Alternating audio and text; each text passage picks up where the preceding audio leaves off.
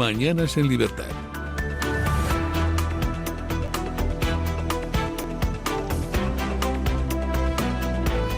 8:01, 7:01 en las Islas Canarias. Seguimos en este repaso a las noticias y es el turno de hablarles de lo que pasa por la cabeza de Pedro Sánchez cuando tiene que hablar de la selección española, de cómo se está politizando en algunos casos la victoria de España, de la selección española en la Copa del Mundo, pero también tenemos que hablar de casos judiciales, de la amnistía, del caso del hermano de Pedro Sánchez y sobre todo qué tipo de oposición se está haciendo en nuestro país cuando la gente tendría que estar ahora mismo en la calle viendo todos los desmanes del clan sanchista de la Moncloa y sin embargo pues no conseguimos agitar ciertas conciencias. En fin, turno de don Eric Gutiérrez en este repaso a las noticias de las 8 de la mañana de este martes 21 de julio de 2026.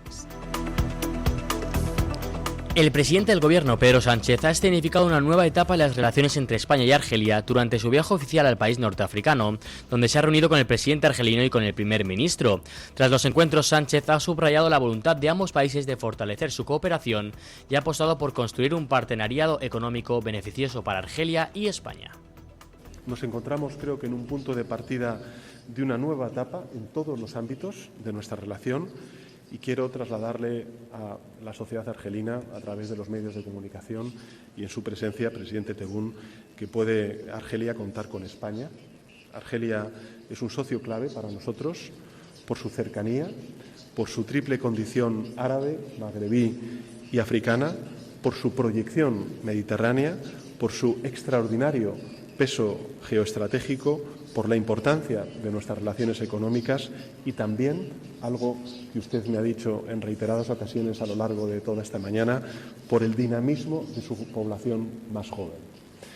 Pero también y sobre todo por la amistad que nos une y que siempre va a unir a nuestras sociedades. Y por todo ello estamos decididos a seguir trabajando y avanzando conjuntamente con Argelia. Muchas gracias. En este contexto ha anunciado que el próximo otoño se celebrará la 8ª reunión de alto nivel entre ambos gobiernos. La energía ha centrado buena parte de la agenda de la visita en un momento marcado por la incertidumbre derivada del conflicto en Oriente Medio y las tensiones en torno al estrecho de Hormuz.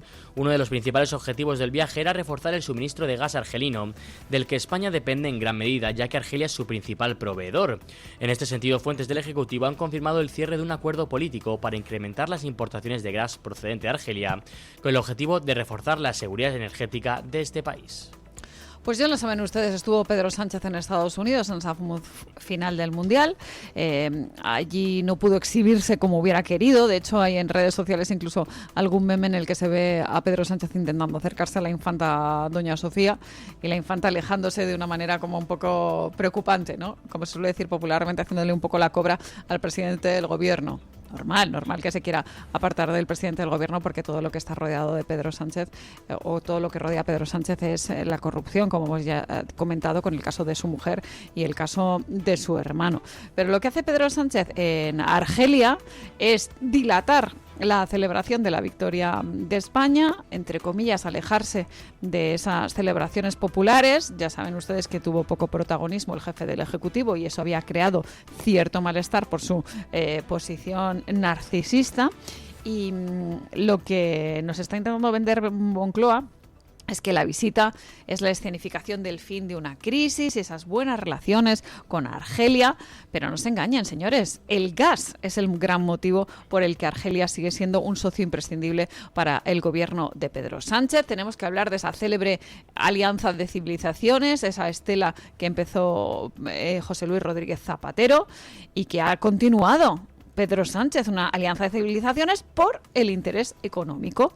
Ya lo hizo en su momento Zapatero con Erdogan en Turquía y estamos viendo las consecuencias. Ahora mismo José Luis Rodríguez Zapatero está acorralado, teniendo en cuenta que su testaferro ha tirado de la manta y ha confesado que pactó una comisión del 1% por el rescate del gobierno A Plus Ultra. El rescate del gobierno que en ese momento lideraba Pedro Sánchez, su sucesor dentro del socialismo. Tendremos que ver qué pasa ahora con Pedro Sánchez, que en este caso ha querido hablar de otros temas y a mí me preocupa mucho cuando Pedro Sánchez crea un problema y luego trata de solucionarlo. Ahí está con esa alianza de civilizaciones rindiendo pleitesía a los árabes, pero lo que nos tenemos que preguntar es qué ha hecho realmente en Argelia. ¿Cómo ha vendido a España frente a los argelinos.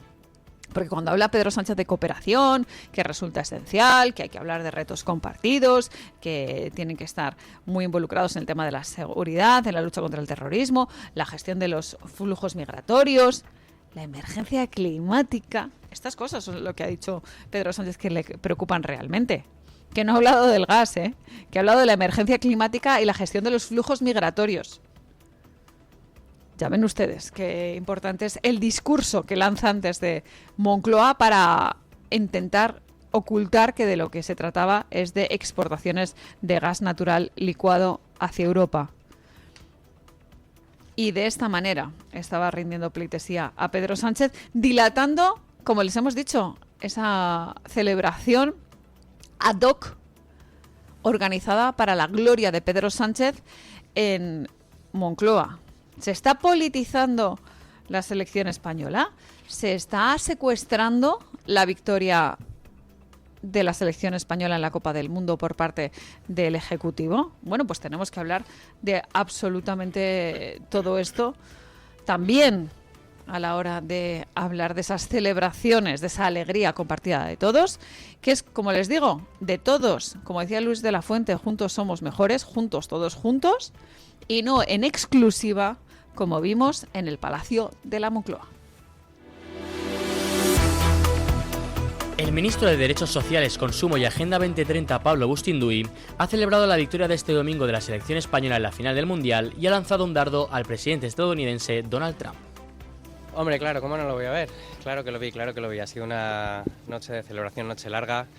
Qué día de felicidad y de agradecimiento a un equipo que realmente ha sido sublime, ha dado una imagen del país, además, ante el mundo entero, extraordinaria, espectacular, histórica, y a veces, bueno, pues se pone la responsabilidad sobre un equipo, además de chavales, de gente joven, ¿no? De representar tantas cosas. Quizás sea algo irracional, pero eso es lo que hace que el fútbol tenga esta importancia y que lo tenga el Mundial, y no podían haber hecho una cosa más sublime, más mágica, y realmente el país entero les está agradecido. Ha sido un día para la historia, es un día de felicidad y además un día compartido con muchísima gente a lo largo y ancho del planeta entero, que ha apoyado al equipo que mejor ha jugado, que ha primado lo colectivo, que se ha comportado de una manera ejemplar. Y si me permiten, pues a mí personalmente ver las imágenes ayer en Gaza, en Palestina, de gente celebrando el triunfo de la selección española como si fuera propio, a mí es algo que me emocionó y que es un motivo más para agradecerle a este equipo histórico lo que ha conseguido. Hay metáforas que hablan por sí solas y creo que esa foto, esa victoria, con lo que representa este equipo, ¿no? Con lo que ha representado y la manera en la que lo ha hecho, es que además se les ve que son buena gente, que son buenas personas, se parecen mucho a nuestro país. Qué gusto, qué orgullo y qué felicidad que nos hayan representado de esta manera y que la imagen de España en el mundo sea esta, además de victoria. Hemos ganado. Pues señores, de esta manera estaba politizando la victoria de la selección española directamente desde la izquierda. Pablo Bustinduy, ya lo saben, es exmiembro de Podemos, actualmente está vinculado a Sumar y, entre otras cosas, es ministro de Consumo. Ese ministro que en algunas ocasiones se mete con los países de camareros, como por ejemplo es España, ¿no? Y cuando vemos victorias como la de la selección española, estamos viendo cómo se incentiva el consumo, pero es que en esa fiesta particular del Ejecutivo en el Palacio de la Moncloa, en ese refugio de los condenados por la justicia, en lo que antes era la residencia del presidente del gobierno y que ya les digo que ahora se ha convertido en ese refugio de aquellas personas que han sido juzgadas y condenadas, como es el caso de David Sánchez. También veíamos algunos ministros, como el caso de Ernesto Urtasun, el ministro de Cultura, y que, como les digo, se estaban intentando adueñar de esa victoria. Es curioso, ¿no? Como por ejemplo Pablo Bustinduy, que es el ministro de Agenda 2030, Agenda 2030, que es ese concepto así buenista sobre el futuro de nuestro país, no estaba pendiente de cosas muy importantes en España, como por ejemplo los incendios. ¿Que tendrá que estar pendiente la ministra de Transición Ecológica? Por supuesto que sí. Antes se llamaba el Ministerio de Medio Ambiente. Pero es que el tema de la Agenda 2030 está directamente relacionado con la gestión de los incendios, con esas políticas medioambientales nefastas que no apuestan por ejemplo, como les hemos dicho, limpiar el bosque. Y de esas, ya les digo, casi 110.000 hectáreas de superficie quemada en España. en este último año, pendientes de ese incendio gravísimo en Guadalajara, de esos focos que todavía están siendo controlados en Zaragoza y de otros muchísimos puntos en los que ha habido incendios activos en las 24, 48 últimas horas. Y sin embargo, pues ahí estaba Pablo Bustinduy hablando de Gaza. De Gaza en el Palacio de la Moncloa. ¿Se han dado cuenta ustedes cómo les cuesta decir la palabra España? Siempre estaban diciendo, no, es que en este país, nuestra selección... España, señores, España, viva España, que lo decía Rodri. ¡Viva el rey! ¡Viva España! Lo que somos. Pues nada, señores, aprovechando para disfrutar de un espectáculo exclusivo en el Palacio de la Moncloa. Por suerte, en España hablamos de alegrías, esta que era sumamente importante para no solamente los cientos de aficionados que acudieron a Cibeles, sino para todos los españoles, que contribuye pues a que se nos refuerce el patriotismo. Pero es complicado mantener alta la moral cuando vemos una serie de sentencias, como es el caso de la amnistía, que están sacudiendo pues a las conciencias de todos aquellos que decían, no os preocupéis, que va a venir Europa a ayudarnos. Pues ya ven ustedes para lo que está Europa. En fin, más datos que les contamos y en este caso, en España, tenemos que hablar de amnistía. El Tribunal de Cuentas ha aplazado por ahora la aplicación de amnistía a una treintena de exaltos cargos de la Generalidad catalana, entre ellos los expresidentes Artur Mas y Carles Puigdemont, investigados por los gastos del procés. Tras la sentencia del Tribunal de Justicia de la Unión Europea que avaló la ley de amnistía, el órgano ha reactivado el procedimiento que mantenía suspendido mientras esperaba el pronunciamiento de Luxemburgo. Ahora concede 10 días a las partes para presentar alegaciones y aportar documentación que acredite el origen de los fondos utilizados en los gastos investigados. El tribunal recuerda que la sentencia europea solo permite aplicar la amnistía cuando los fondos no proceden ni están destinados al presupuesto de la Unión Europea, por lo que deberá determinar el origen del dinero antes de decidir. Pues señores, lo hemos dicho en algunas ocasiones que esta sentencia, la de la amnistía, realmente nos hace pensar en cómo puede cambiar España directamente desde algunas decisiones políticas. Les decíamos que aquellas personas que consideraban que Europa iba a venir a salvarnos estaban muy equivocadas. El propio filósofo Ortega y Gasset decía hace mucho tiempo que España era el problema y que Europa era la solución. Pues ya ven ustedes que también estaban errados a la hora de confiar absolutamente todo lo que nos pasa a ese salvador extraordinario que tiene que venir directamente desde Bruselas, desde Estrasburgo, a salvarnos, porque al final si nosotros no nos salvamos a nosotros mismos a través de esa rebelión cívica que nosotros hemos directamente reclamado durante mucho tiempo en estos micrófonos, pues no va a venir nadie, absolutamente nadie, a salvarnos. Hay quien sigue creyendo en ese poder salvador europeo capaz de resolver lo que los españoles no podemos, y sigue, como les digo, sobreviviendo esa creencia, ¿no? Pese a los muchos hechos, los muchos factos que dicen ahora los modernos, ¿no? Que es una prueba clara de lo mal que está nuestro país, ¿no?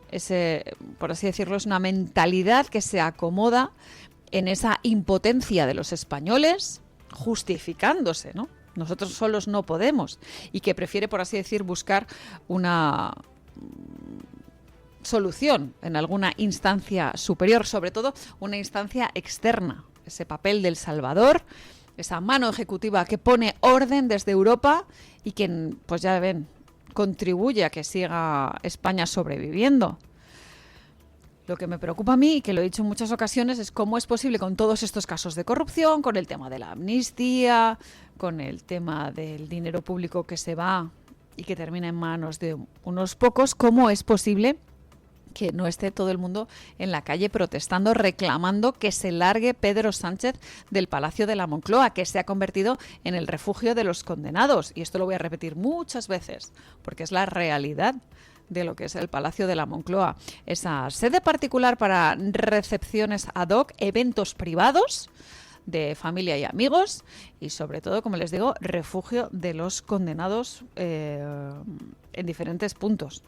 De momento, negro sobre blanco con la sentencia de David Sánchez, de la que vamos a hablar a continuación, pero sobre todo ya les digo que me sorprende que no esté la gente en la calle, y eso que en las encuestas, en los sondeos electorales vemos como Vox sigue creciendo como la espuma. Hay diferentes sondeos, ayer les hablábamos, si no me equivoco, del que publicaba El Debate. La Vanguardia también ha publicado recientemente un sondeo en el que Vox conseguiría pues 60 diputados si se acercan a unas elecciones generales. Es decir, ha subido mucho respecto a las elecciones generales del 23 de julio del 2023, en el que, como saben, pasado mañana se cumplen 3 años.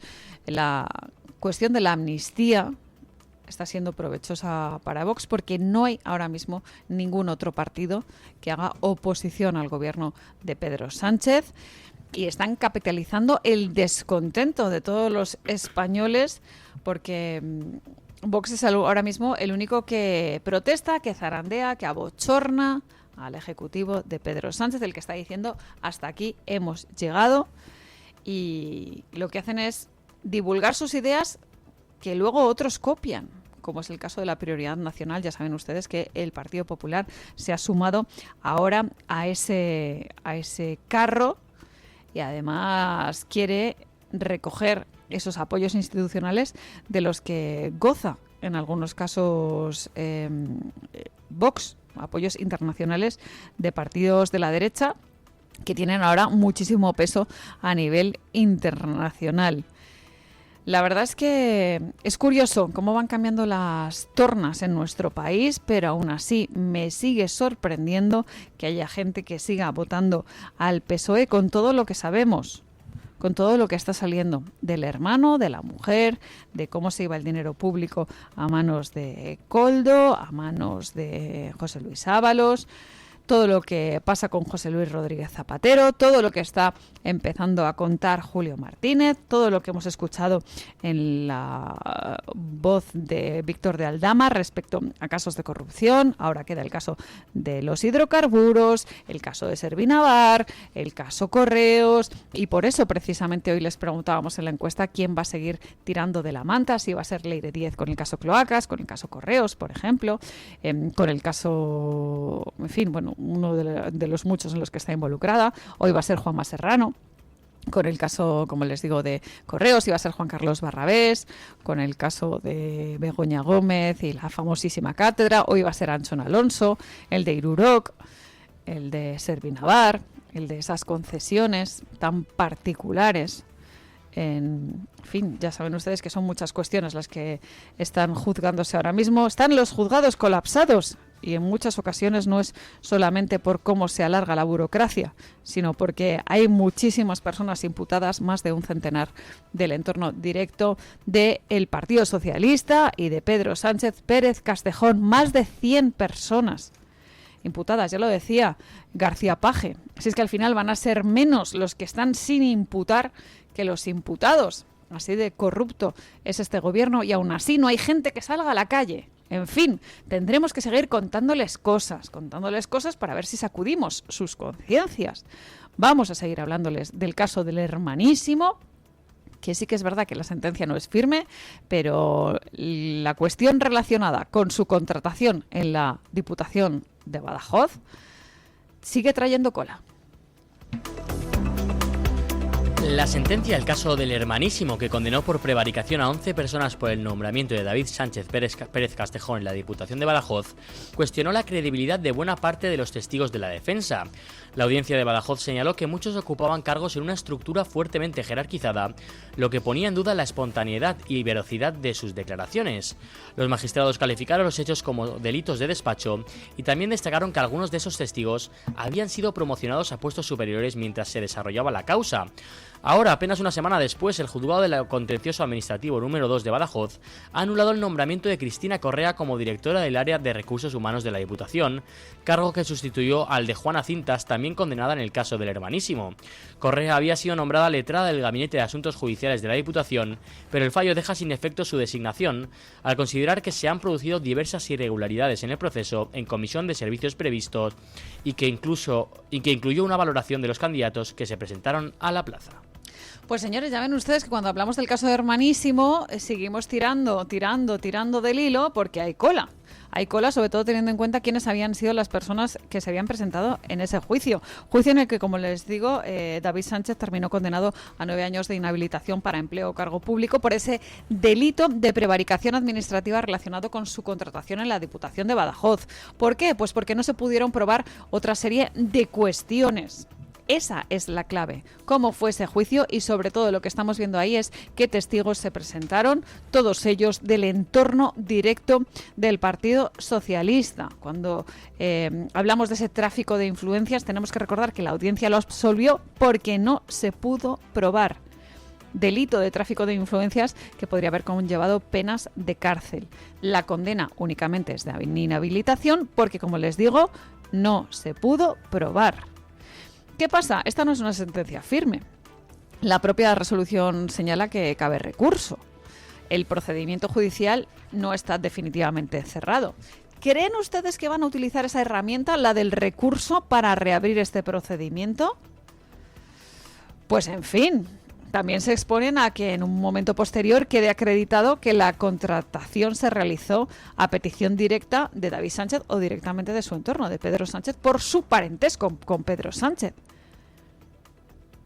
Es un riesgo que deben asumir porque políticamente este caso ya saben que está teniendo muchísimo impacto porque es evidentemente, señores, un ejemplo de favoritismo, un ejemplo de enchufismo, un ejemplo de la corrupción de una administración gobernada por dirigentes socialistas. Y el jefe de la trama, el uno de One, es Pedro Sánchez. Así de claro lo tenemos nosotros. El tema es si se va a poder probar y por tanto sí va a poder ser condenado por ello. Y ante todo esto, ¿qué hace el Partido Popular? Que supuestamente tendría que ser la oposición. Pues siguen a por uvas, señores, a por uvas. Si se lo hemos contado antes, que Vox ahora mismo es el único que está capitalizando ese descontento a raíz de los casos de corrupción, a raíz del tema de la amnistía, a raíz de la inacción de la Unión Europea respecto a ciertas cuestiones. El que está verdaderamente preocupado por las cosas que ocurren en nuestro país. Y ya les digo, de momento, Alberto Núñez Feijóo esperando. El líder del PP, Alberto Núñez Feijóo, ha concedido una entrevista a The Objective en la que ha repasado algunos de los principales asuntos de la actualidad, como la vivienda, la independencia de las instituciones, Radio Televisión Española, el cambio climático, Donald Trump y la relación entre Pedro Sánchez y José Luis Rodríguez Zapatero. Sobre el presidente de Estados Unidos, Feijóo ha definido a Trump como un mandatario atípico y además ha asegurado que algunas de sus declaraciones son terribles, aunque ha defendido mantener la alianza entre Estados Unidos y España y ha advertido que eso responderá, que él responderá si Trump sigue atacando a España. El líder popular también ha afirmado que los incendios forestales ya existían antes de que el cambio climático centrara el debate político. Además ha sostenido que si Zapatero habla, Sánchez se va a meter en muchos líos y que el expresidente también tendría problemas si hablan quienes trabajaban para él. Por último, ha apostado por reformar RTVE con un presupuesto razonable, controlar el gasto y garantizar la independencia de la corporación pública. Pues ya ven ustedes que Alberto Núñez Feijóo sigue esperando y no tiene ahora mismo en sus manos adelantar los tiempos respecto a una posible moción de censura que desaloje directamente a Pedro Sánchez de la Moncloa. Dice que los números no dan, lo lleva diciendo muchísimo tiempo y también lo cuenta el varón territorial del Partido Popular, Miguel Tellado, el que es secretario general, hablando de pues que habrá elecciones cuando convenga a Pedro Sánchez y que tienen que estar, por así decirlo, calentando en la banda. Que ahora que estamos con el Mundial, pues hay términos futbolísticos que se van popularizando. Este miércoles es el último balance del curso político que va a hacer Alberto Núñez Feijóo. Además es curiosa la fecha porque justo es la víspera de ese aniversario del 23J, el 23 de julio de 2023. Llevamos 3 años de legislatura. En principio tendría que acabar el año que viene, en 2027, pero hay muchas personas que hablan directamente de ese adelanto electoral que podría llegar, qué sé yo, en otoño, a la vuelta del verano. Llevábamos mucho tiempo con ese rumor constante, había muchos que decían que incluso podía haberse producido ese adelanto electoral en verano, con la que está cayendo, sobre todo con esos temas de corrupción. Es prácticamente incomprensible que Alberto Núñez Feijóo siga aguantando, que siga esperando, en fin, agachando la cabeza, y yo no sé si realmente lo hace porque tiene algunos intereses particulares respecto a que siga Pedro Sánchez en la Moncloa. Muchos dicen que gracias a que Pedro Sánchez sigue en la Moncloa quizás se pueda acabar directamente con el Partido Socialista, porque la corrupción no solo rodea al entorno del presidente del gobierno, sino que llega directamente a Ferraz, con el caso Cloacas, con el caso de la financiación ilegal, como hemos visto anteriormente. Así que hay una clave interna que quizás no conozcamos, pero desde luego Alberto Núñez Feijóo en las siguientes elecciones tiene, por así decirlo, la última gran oportunidad, y desde mi punto de vista la está perdiendo y lleva muchísimo tiempo perdiéndola. Y ahora mismo la única oposición real, la que zarandea conciencias, la que pone al gobierno de Pedro Sánchez frente a las cuerdas, es la que encabeza el partido de Santiago Abascal. Veremos qué pasa con tantas derivadas de la corrupción que están encima de la mesa y, sobre todo, removiendo conciencias, que no nos podemos acostumbrar a que haya corrupción en nuestro país, que sea algo endémico, que eso es algo realmente triste para absolutamente todos nosotros. En el momento en el que nos acostumbramos a que esta sea la tónica de la política en nuestro país, estamos absolutamente perdidos, y yo creo que eso es lo que, por desgracia, lleva mucho tiempo haciendo Alberto Núñez Feijóo. Decir que España es impotente frente a según qué cuestiones, que los números no dan, que el Partido Popular no puede hacer esa moción de censura que tantos hemos reclamado, y se acostumbra y no hace absolutamente nada respecto, como ya les digo, a este tema que nos preocupa a muchos españoles, que vemos poco a poco cómo se va destruyendo la España que conocíamos hasta el momento. Ojalá no siga la deriva de nuestro país, ojalá podamos seguir reconociendo a la España tal y como la conocíamos hasta ahora. En fin, nos acercamos a las 8:30, a las 7:30 en Canarias. Es momento de poner la vista en Estados Unidos y es el momento de hablar con Dianelis Hernández, que nos trae la crónica de Voz Media. Diane, buenos días. ¿Qué tal, amigos de Mañanas en Libertad? Desde Voz.us este martes le ponemos al tanto de algunas noticias de Estados Unidos y el mundo que también puede consultar en nuestra página web. Los cruces ilegales de la frontera estadounidense se mantuvieron en mínimos históricos en junio, continuando una tendencia iniciada bajo la administración Trump.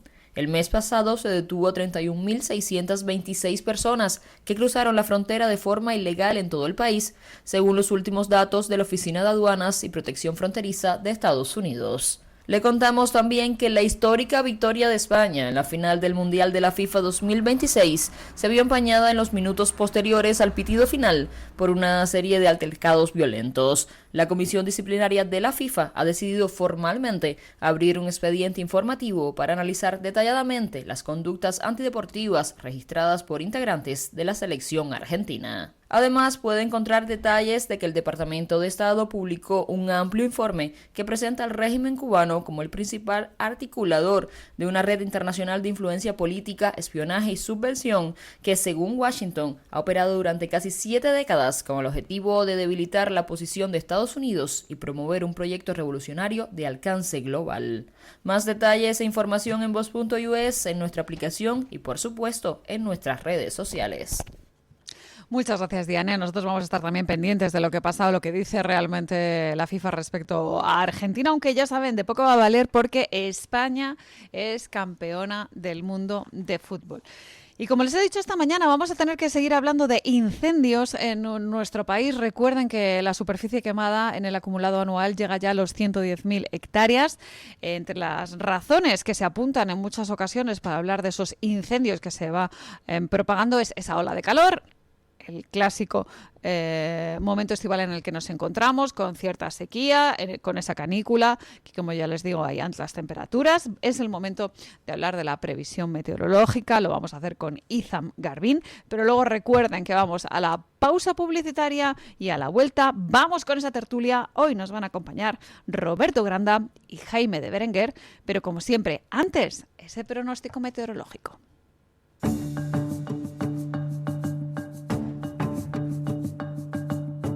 El tiempo en Radio Libertad.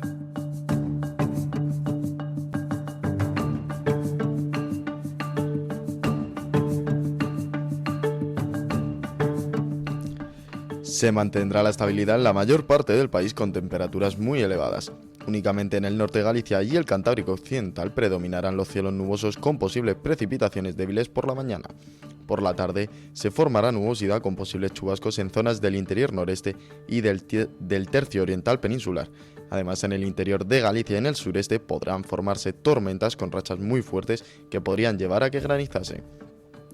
Las temperaturas máximas siguen en aumento ligero en el este de la península y en Baleares, sin cambios en el resto y en Canarias. Se superarán los 35 grados en Baleares y amplias zonas de la península, exceptuando regiones del centro norte y noreste, siendo probable rebasar los 40 grados en interiores de Andalucía y del sureste peninsular, sin descartar localmente Mallorca o puntos de las depresiones del nordeste y de La Mancha.